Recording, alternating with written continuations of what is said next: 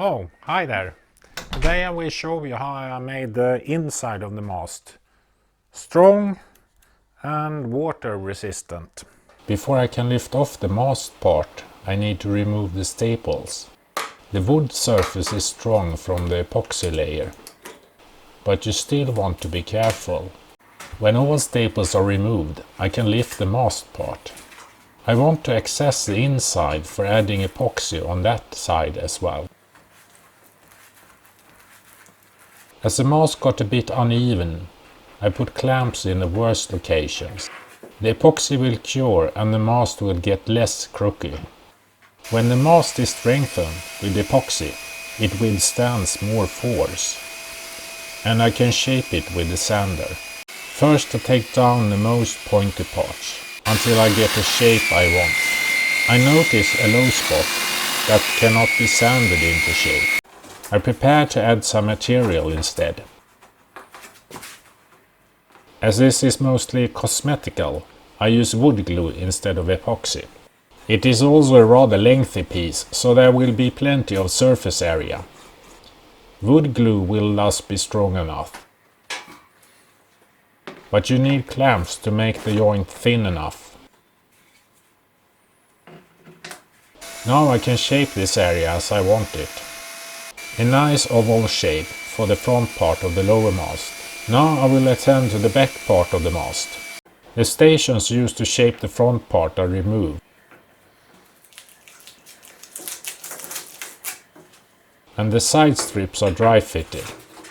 I adjust the placement so they will fit the front part and draw a line to help me place them back. I remove temporary clamps and homemade spacers. Before I smear thickened epoxy on the sides. This is to get enough epoxy in the gap to avoid dry joints. I do several covering strokes over each area before putting the pieces together. I clamp the strip in place with the help from the correction line. In areas where there is a risk for unevenness, I put in spacers. Constant checking and altering as I clamp the two strips in place. Some gaps remain and more clamps are needed. The day after I trim the length.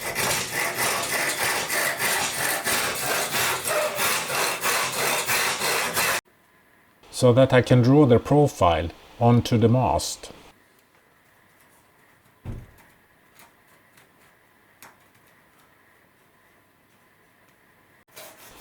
I also draw lines to shape the back end.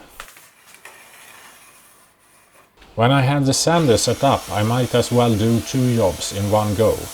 I trim down the edge to make it flat to fit with the front part.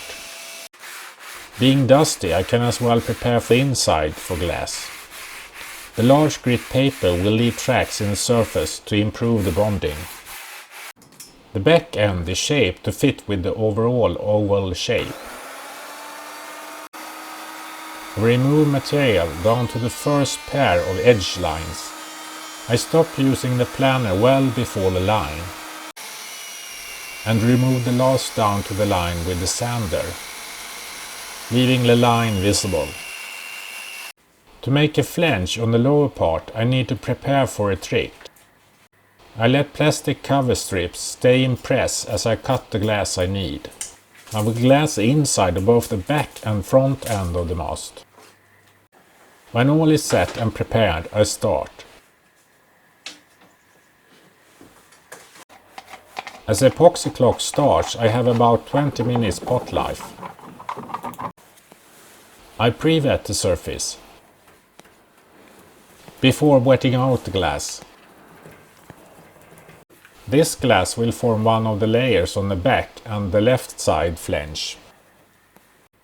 I wet out this layer before mixing another portion of epoxy. The second layer for the back end goes on. This will also form the right side flange. When all is wetted out, I do my flange trick. With one side supported by the plastic covered strip, I can wet out the flange. With another plastic covered strip I can form a straight flange. The pressure from both sides will make the flange completely flat, at least if enough clamps are available. I turn the mast to better access the other side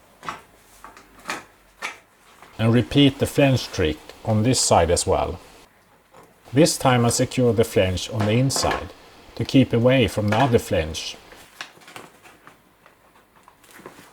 Before turning the mast and wetting out the other flange, luckily I have some clamps left.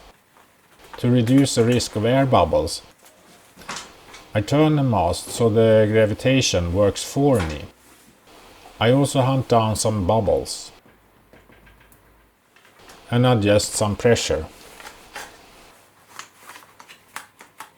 The day after I am excited to see the result. I have formed a flange for joining the two mast parts together. I remove some excess and prepare to glass the inside of the front part.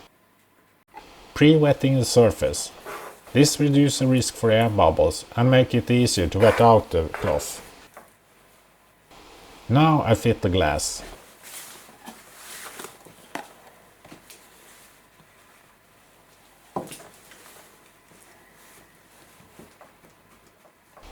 So it can be wetted out. Last chance for adjusting the width. After curing, it is stronger and less likely to comply with shaping. And last chance for hunting down bubbles. After curing, I cut this edge flat with the wood. I don't want it to interfere with the flange on the other part.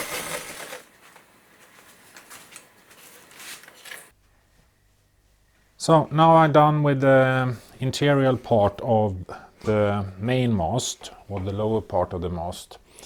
I have glass fiber on the inside. I have a flange on one of these, so it will be possible to slide this onto the other part and glue them together. But before I do that, I need to work on the interior of the lower part of the mast. In the bottom I will need to have some strengthening to be able to fit the boom, gooseneck, and also cleats for the halyard. So that will be in the next episode.